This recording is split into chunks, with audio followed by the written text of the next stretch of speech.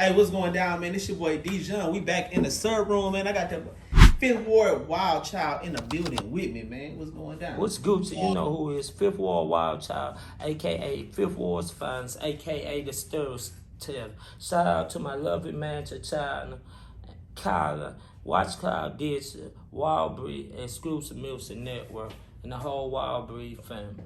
Okay, man. Shout out to everybody, man. Your whole team for sure. So let's get into the interview. Just to get things started, I just want to let people know how you first got involved in doing music. Like, how did you get your start in music? I always liked the music because my relative, he did music, and he showed me how to write my first rap. And ever since then, I've been liking music. Right. So about how long would you say you've been doing it? I've been doing music serious probably for about 8 years. Okay. What at what point or what happened that made you decide to take it seriously? Because I want to fall back from the streets. I feel like that's what I like doing. It's music. Like I got a story to tell. Okay, so let's get into the story a little bit. If you tuning in right now, you live with Fifth Ward WildChild. To everybody that's on the Instagram live. So let's get into the story. So you grew up in Fifth Ward, right? Yeah. Okay. We got a similar thing. I grew up in Fifth Ward as well, off of Lowndes and Lockwood. I'm from Lowndes. I'm from 4100 block. I'm from the Lewis West. Okay. So growing up in Fifth Ward, I'm pretty sure you was coming up like 80s, 90s area. That's when Fifth Ward became. No, it was really Fifth Ward. That's when Fifth Ward was Fifth Ward. Yeah, really Fifth Ward. A lot of people would even survive or made it a day, not even 24 hours. Yeah. Now Fifth Ward is a little different. It's totally different. They coming in, they building big houses all in Fifth. It's totally different. I ride through there and be like, I'm still in Fifth Ward. But so you came up in a time where Fifth Ward was Fifth Ward. What's some of the things you were experiencing at that time living in Fifth Ward? I grew up, I experienced drugs, the street life, and everything that come with the streets. Okay. During that time, in Fifth Ward, a lot of artists was actually breaking into the scene. Like Fifth Ward was really generating a lot of artists. You had the Fifth Ward boys. Yeah, you had rappers. That's my relative. 007 is my. Yeah. Man, we actually had them on the show a while back. So you had like rapper like doing their thing. Like a lot of artists have came out of Fifth Ward. So even though it's a hood or whatever, and people say whatever they want to say about it, people have done extraordinary things coming out of that place. I actually lived on the same street as man, don't let me forget the name. It slipped my mind. The international airport named that Mickey Leland. He was a congressman, and I lived on the same street as him. I came up knowing a lot of people coming from that area. So it's a lot of people that's famous that came from Fifth Ward. George Foreman, Harold Dutton, Mickey Leland. Right. So what were some of like your influences coming up, like back then? You mean who did? What type of? Yeah, who you listening to? Who did I listen up coming up? I listened to Fifth Ward Boys, Tupac, and Scarface. Okay. Man, you just named like three of some of my favorite rappers ever. And Biggie. Yeah. Did they have any influence on the music that you started making? From Biggie, I got the storyteller, because when you hear my rap, you're gonna hear a story from beginning to end, so you get a picture with it. Yeah. Like some rappers, they just spit bars. You don't get no visuality of what they talking about. Right, and then with like a Biggie or a Scarface, like you named, like you really painting a picture. I paint a picture. When you hear a song from me, I'm telling a story from beginning to end, from concert go. Right. At the beginning of you started doing music, like going to the studio and stuff like that. Were you doing it like with a group or a label or somebody, or when I first started out, I had a group. It was me and my homegirl Lady Focus, because I always wanted to do the group thing, because I feel like we could have been one of the best groups to ever come out. Period. But sometimes things don't go as planned, so you have to try a different route and a different method. Yeah. So things pretty much just didn't work out with the group. No, it didn't work out. So I went independent. Right. Okay. So upon going independent, Was it difficult going from a group? Because when you in a group, you pretty much you get a verse or you do the hook and you got somebody to kind of build a song. Yeah, with you. it was different. It was different by adapt to it. I feel like a person, if you know how to survive in life, period, you're gonna adapt to your situation. No matter what situation you are in, you're gonna adapt. You're gonna adapt to it.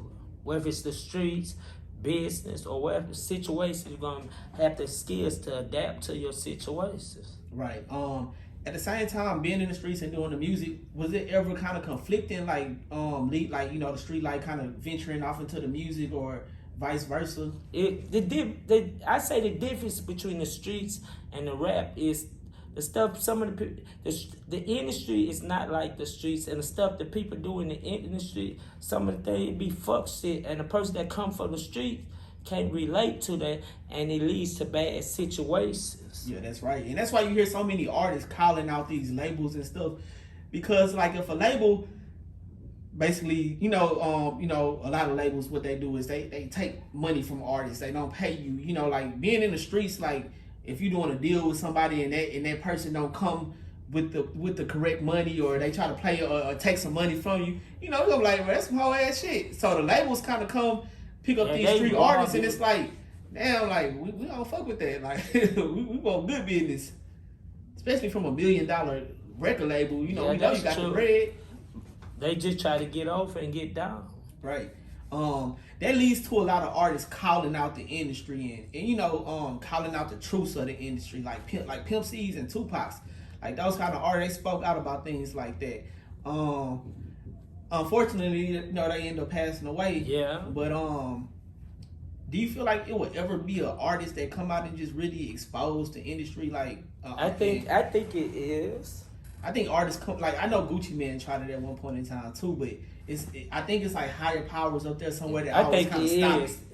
Yeah, that stop it or make sure they go to jail, and then when they come out, they don't talk about that no more. Because it seems like, man, rest in peace, but like some of the most truthful rappers that we done had, Pimp C, dying and going to jail. Yeah, Pimp C, Tupac, Biggie. A lot of them, even like a Nipsey Hussle. He was for Black Power. Yeah, and he was teaching like health. And he was giving the black people knowledge. Knowledge is the key to success in life, and they don't want us to have knowledge and success. They want us to stay still and stuck in that one mindset. Right. But really, they feel like we only have that one mindset, and they're not aware that how intelligent people really can be. I feel like they sleep on the intelligence of people. They feel like since they're in a higher position, they the only one with the knowledge that they have. Not knowing everybody read, everybody got knowledge. More knowledge. That's why they say you can't judge a book by its cover until you read it, because they stereotype a black man just because a black man have tattoos, dreadlocks, and that doesn't mean he naive or dumb, or that doesn't mean he doesn't have knowledge. The only way you know how smart a person is when you sit down and talk to them. Right. I look at Nipsey Hussle as an example of that, because just imagine Nipsey Hussle going for a job interview. They're like, tell us about yourself. He was like, yeah, I'm a rolling 60 Crip. They gonna be like, nah, it's good. But but his overall goal was to really inspire and motivate people. I feel like people wouldn't have gave him a chance if he took any other route. Yeah, that's true. But I definitely want to get more into your story, because like you say, you have a story to tell as well. So you started off in a group, then you ended up going independent. Were you ever signed to a label at this time, or were you pushing it like independently? When I was little, young, I signed with a record company called H-Town Nickel Record Company. Okay. And then after I had a sponsor, and then after that I went independent. Was it something about the label that you didn't like that made you go independent? I was young at that time of moment. I was more into the streets. Okay. Once you went independent, did you kind of start taking it more seriously then? They having to do more of the work? No, I was caught between the streets and the music. I really wanted to do the music, but I was still stuck between the streets and rap. Okay. But now I take the music more serious, and I'm pushing. The last year and a half, I've been focused mainly on the music. Right. Is it something that happened that made you go direct, like focus more on the music, or you Like just after feel my like it was grandma time? died, I left the streets alone. So when I left the streets alone, so when I left the streets, when I left the streets alone, I started focusing on the music. Right.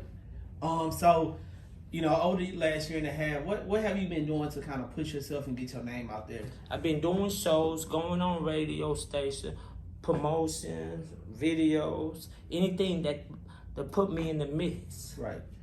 Okay. So, over the last year, we was going through like the whole pandemic situation. A lot of stuff was shut down as far as people being able to get out here and do shows. Dropping music was very different because you couldn't promote it the way you would have usually promoted it before the pandemic. I mean, now everything is starting to open back up and we have concerts again. You can go to the club, you can pull up on different places. But, for about the last 8 months, sort of say, it was shut down. So you had to really get like on the gram and like, a lot of videos and stuff. Did it slow you down in any type of way? No, not really, because when you set your mind on something, you're going to keep on pushing. So during that process, I was doing a lot of shows and pushing. And also, shout out to my homegirl, Icy. Already. All right, so, jumping back into the music game, I'm pretty sure like when you first started, music was one way. Now, fast forward to 2021, it's a whole new music scene. Yeah. Like, what do you think about the way music is today? I think it's different, but you gotta just adapt to your. You just gotta adapt to your surroundings. What are some of the artists that you listening to now? The artists that I like to listen to now, I like Kodak. I like Fredo Bang. Who else? I like Jack Boy. Okay. I like who else? Who else? I like Scotty Mr. Kane. Yeah, Mr. Kane from Louisiana. Yeah. Yeah. Who else? I like J Dog. I like OTB Fastlane. Shout out to Fastlane. Yeah. What do you think about like the way music is in Houston today? Like, just the whole Houston rap scene. I feel like it's just a new generation of it, and that Houston is to take back off again. Yeah, I definitely see that happening. I think we have all eyes on us right now. Yeah. So I always tell artists like this the perfect time to really get out there and push the music, to really like, make that run for it, because it's all eyes on us. Like, Atlanta doing their thing, and Cali and Miami and all these other places, but Houston really doing their thing right now.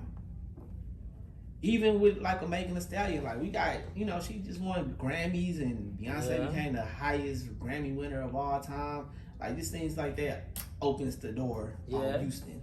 So right now, it's like everything is happening in a perfect order. Kind of like back when like Screw and them was doing their thing, and Screw won like the DJ of the Year award, and then everybody was like, "Oh, what's going down out there in Houston? Like they doing it like that? Like they coming up here winning awards?" It's kind of like that right now. So definitely a good time to be pushing that music. Do you have shows and stuff lined up currently? Like you got any performances coming up? I don't know. I had to talk with my manager. Okay. So pretty much everything goes through the team. Yeah, because I had just signed with a management team that was probably like 3 months ago. Right. How important is it for you to have that team, like management and stuff? Yeah, like because that? I had to realize that I can't do it by myself. I'm only one person. Right.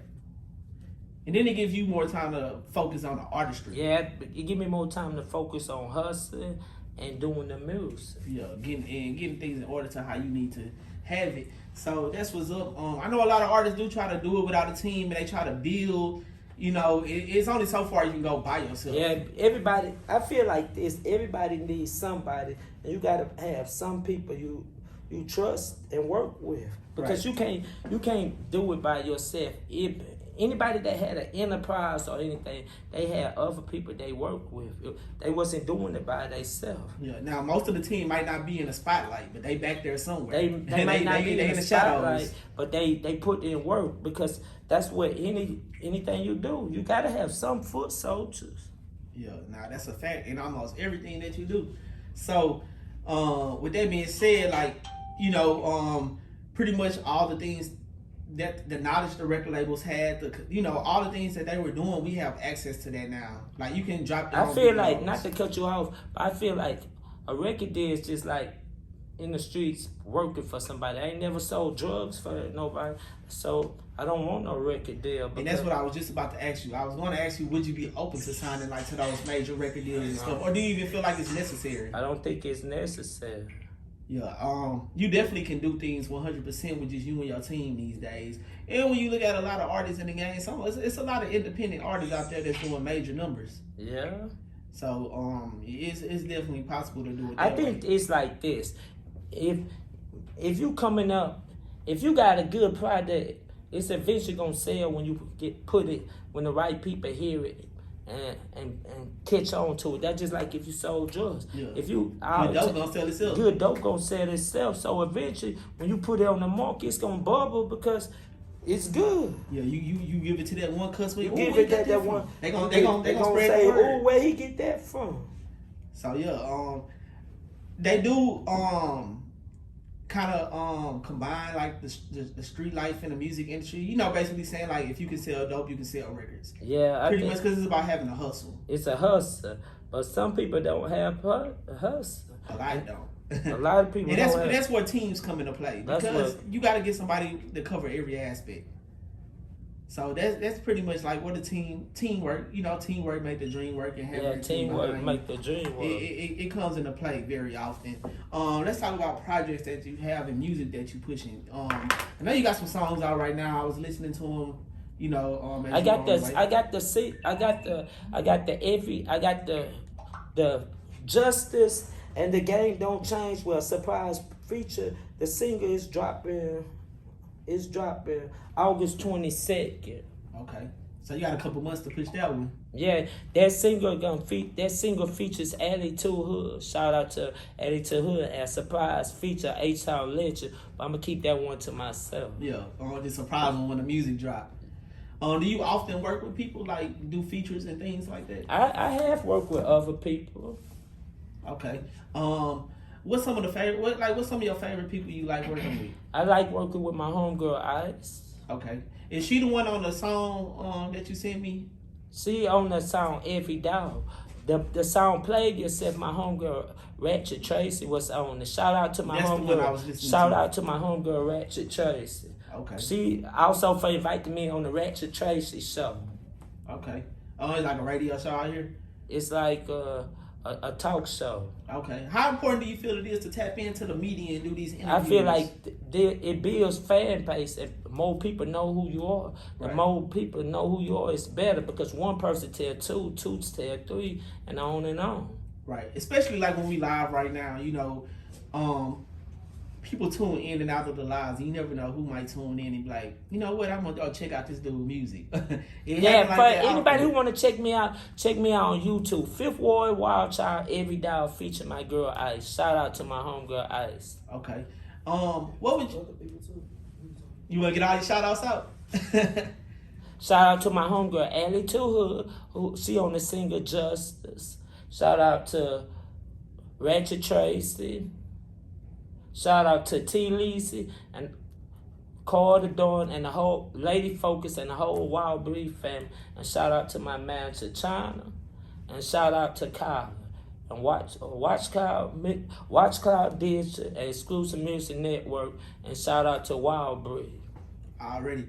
Man, it seems like you got a hell of a team over there with you. You know what I'm saying? Even listening to the music, hearing some of the features and stuff like that. I mean, it sounds good. Thank you. Do you do your own recording or you go to the studio? Shout out to my I forgot to shout my boy Chuck Way. Shout out to my boys Chuck Way and my boy E-Rock. Those are the two people who record me. E-Rock, Fifth Ward boys. Yeah, those are the two people who record me. Okay.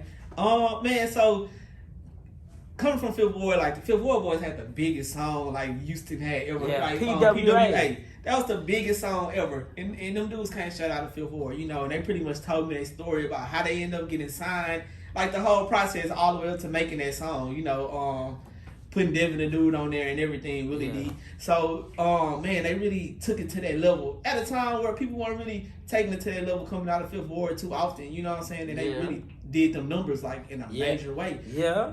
Recently they started back putting out music.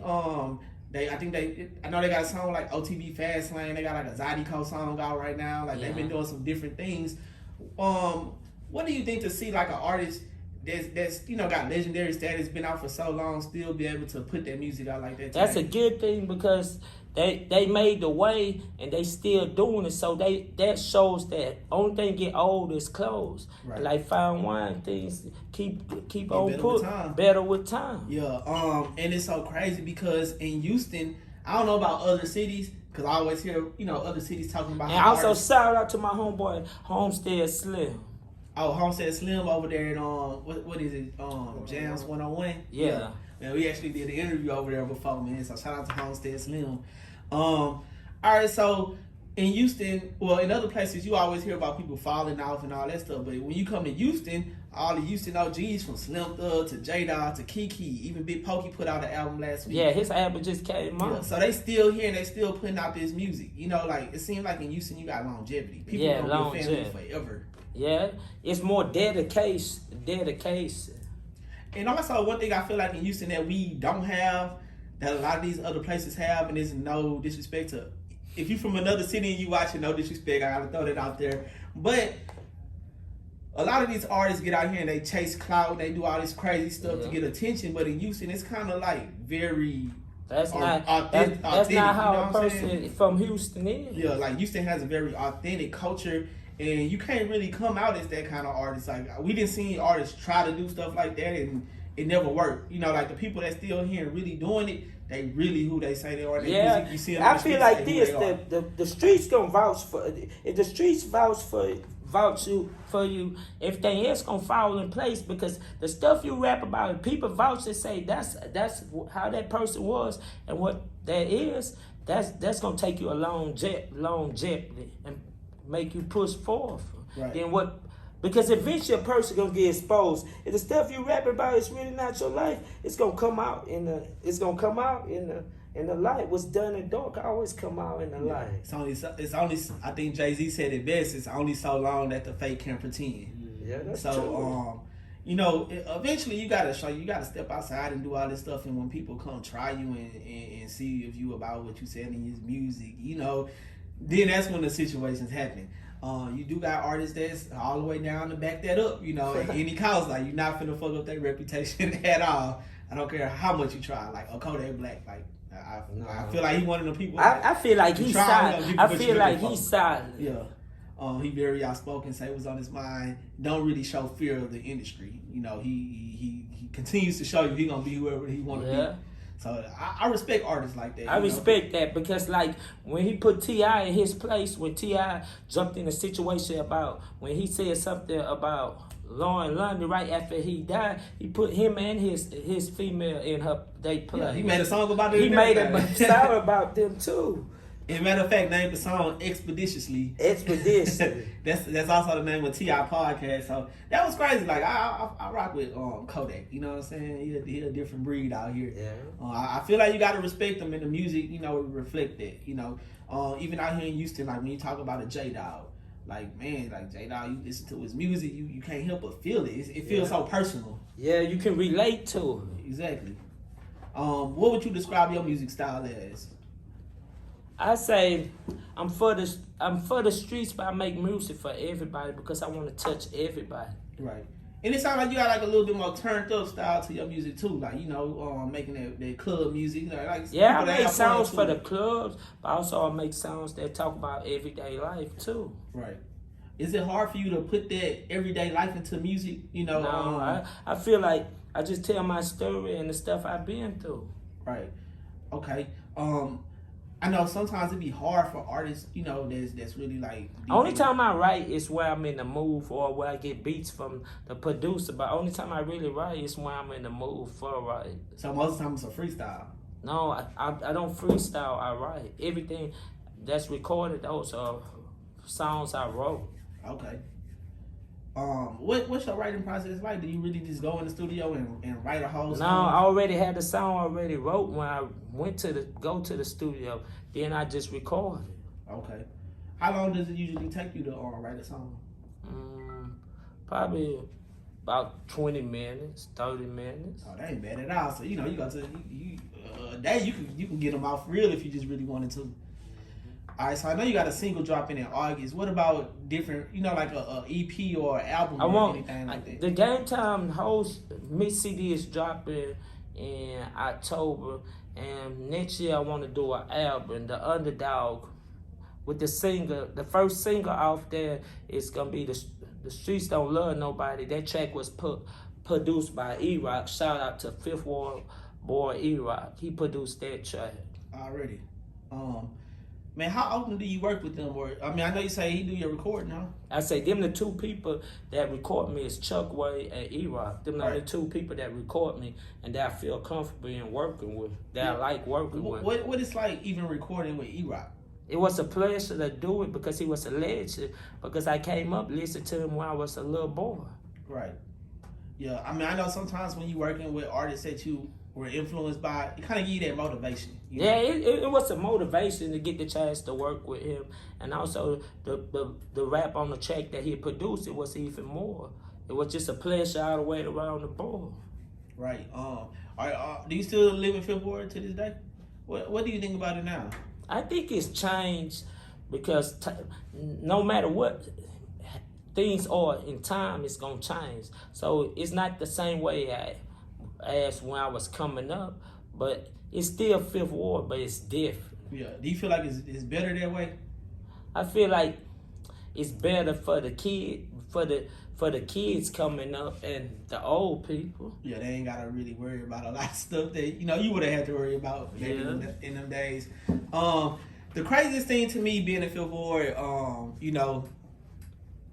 is like say you going back there by the Hester House or whatever. Yeah. And you see they got these like 3-story houses and stuff like that. And then you see like the little white lady walking her dog down the street. You be like, I never know where she at. You never. Back in the day, you would have seen no white people walking down. You probably would have seen a dolphin walking down the street and by the park. You definitely wouldn't want it to be the person that had something in a place where a whole bunch of people ain't have too much of nothing. You didn't want to be that person. Mm-hmm. But now they build them in like houses of like 4 or 5, so it's like a whole little small community of them. Yeah, it's sort of how they did in Third Ward. They brought the white people to Third Ward. Yeah, Third Ward definitely got re-gentrified. But first they did it to Fourth Ward. Yeah. Fourth Ward all the way re-gentrified right now. Well, I ain't gonna say all the way, but it's definitely not what it used to be. No, it's not. But like I say, like they feel like putting money and getting people out these areas and bringing in new people. It's the wave. But it's kind of like you pushing people out their home, and then it's like they go to these other communities, and I don't know if it create a good thing or a bad thing. Because I think it created a bad thing because it's turning the ghetto into the suburban. Yeah, and if you look at it like when you look at a place like a Fifth Ward, a Third Ward, you gotta understand like these are the closest communities to downtown. Like you can leave Fifth Ward and literally like walk. You can walk down. You can walk exactly. You can walk downtown. Third Ward, you can walk downtown. You can walk. Fourth Ward, you can walk down. Yeah. Fourth Ward, even closer. Fourth Ward, even closer. So it's just so crazy because now all these people want to move into these areas because they don't want to fight the traffic. It just is better for them in a way because they don't got to sit in traffic all day. They get off work downtown and go 5 minutes away. But at the same time, like you come into these neighborhoods, it's like Third Ward, like over there off of Alameda where the Turkey Day Hood at and stuff like that. They trying to say that that's called Museum District now. They not even calling it Third Ward. Like if you watch the news, they be like, today in the Museum District, and like people in Third Ward be like, what the hell is this? That's Third Ward. It's like this area right here. I always call this area like Fourth Ward area. I call this Fourth Ward. Yeah, but see, they call it Edo. What the hell is Edo? They call it East Downtown. Like East Downtown. It's called Edo. Me growing up, this was always Fourth Ward. You know what I'm saying? Yeah, Fourth Ward. So when they started saying Edo, I was like, what the hell? Oh, so what they call Robert Street now? I have no idea. They call it the Fifth Ward, like this area right here, like right there off 59 and like Lounge. They call it that something different too.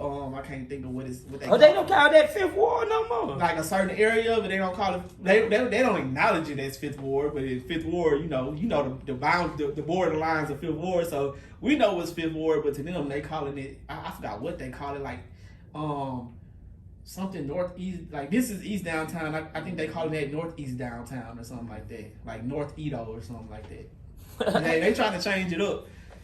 But it's just crazy, man. It's crazy to talk about that because it's so different now, you know. But at the same time, it's growth because I think people are starting to realize, like, if we buy our blocks, you know, we fought over these blocks, over these neighborhoods for so long. So now it's like, that's something also I want to do. I want to come back to my hood and buy my whole block. Yeah, people don't want to sell their grandma houses, and people don't want to give up their family houses. People like, man, we gonna buy this, we gonna hold this spot down. We sure don't want these people come over here and all they gonna do is tear it down and build some up. They don't understand the history. They don't understand the history or the struggle that the people came to get those houses. Right, and now we got, you know, we up on game now because with the internet, you know, they hid. Like in the 90s, we weren't aware that how easy it was to buy property, how easy it was to invest in these things in stock markets and stuff. Now we have the technology to where we like, man, we could have been doing this for 20 years and we could have been about the hood up, you know what I'm saying, and rebuild it on our own. But now we get to see it up close and personal. We know how it's done. It takes time because, you know, it's people, I get $30,000 for your house right now. If you sitting at home with $10 in your pocket, that $30,000 sounds real good. So I think people starting to realize the importance of holding on to property. If you let it go, you probably never gonna get you no more property nowhere else because you ain't getting no cheaper property in better locations than where you at in the hood. So, you know, I think people starting to realize that. Yeah, and that's why I like a Slim Thug. He always talking about buying the block up and you know, buying his hood. He building houses and stuff. So man, I like that it's moving like that, and I like that the rappers are actually kind of preaching that too to, you know, give us understanding because there's times when you ain't know. Yeah. But I want to get back to the music real quick. I know sometimes I get off track a little. I get off subject a little bit, you know. But I definitely want to talk about your videos and stuff like that too. Oh, you can check out my video. Yeah, you got the YouTube channel. Yeah. YouTube videos on the YouTube. So, man, like, what it's like for you to get out here and make those videos? It was a pleasure to shoot the Every Dollar video. I'm fixing to shoot the Rap Cap video next week. That's gonna be my next video, and then after that, the next video gonna be Justice, and then the game don't change. How do you decide what songs you want to make a video to? I just decide. Like it's already in your head when you record it. Like this gonna be the video. I already know what song. When I signed with the management team, I had to go back in the studio and do some songs over. So I already knew what songs I wanted to do a video for. I wanted to do a video for Rap Cap, Justice, Every Dog, and The Truth. Shout out to Attitude Hood. She was on The Truth. And Emotions. Shout out to Icy. She was on Emotions. Okay. All right. And Bad Chick. All right. So, you know, like for the people that's looking, what is your YouTube name so people can go on there? My YouTube name is Fifth Ward WildChild. Every Dog feature Ice. Go check out my video and subscribe to my channel. New video coming soon. All right, man. You know, I got one more question for you before we get out of here. You know, we talked about artists that you work with, artists that you were influenced by, but is there any artists that you would like to work with in the future? I would like to work with Sunshine. I would like to work with OTB Fastlane. I would like to work with J-Dog. I would like to work with Lady Curry. Okay.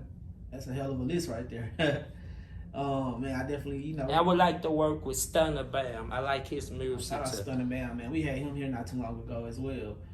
He a real cool dude. I think I'm proud of Stunner Bam because I feel like, you know, he finally getting what he deserves for so long. He been doing his thing for a long time. Yeah, I think it's just like business got in the way and now he able to just really make that push. Yeah. So that's what's up. Man, I definitely appreciate you for coming through to the serve room it's today. A pleasure. It was a pleasure to be on. You know, hopefully this is one of a few more that we do. You know, as the music started coming out, and you know, you start climbing up them charts on them boys. You know, yes, that's all in the process. Good things come to those who work. Wait, and patience is a virtue. Yeah. So I definitely look forward to that. You want to give people your Instagram one more time? Yeah. Find you? Go follow me on Instagram. Fifth Ward's Finds. Already, and y'all can check out this interview. If y'all watching the interview, just click the link below. You'll be able to tag Fifth Ward WildChild. Check out his social medias. Follow, you know, make sure y'all follow him and you know, we gonna put it on like that. Do it for the city, man. We supporting the city all the way out the door. H-Town. For sure. For sure. Man, shout out to the whole Fifth Ward too, man. Shout out the whole Fifth Ward and everybody that's doing their thing in Fifth Ward. Yeah, for sure. Hey, y'all stay tuned, man. We got more on the way. We got, you know, if y'all enjoyed this interview, make sure y'all hit like, y'all subscribe, and y'all share these interviews, cause we gonna keep them coming, man, regardless on what y'all think. So, hey, Fifth Ward Child, Wild Child, I appreciate you for coming. It was a pleasure to have you. Y'all stay tuned. We got more on the way. It's the Serve Room.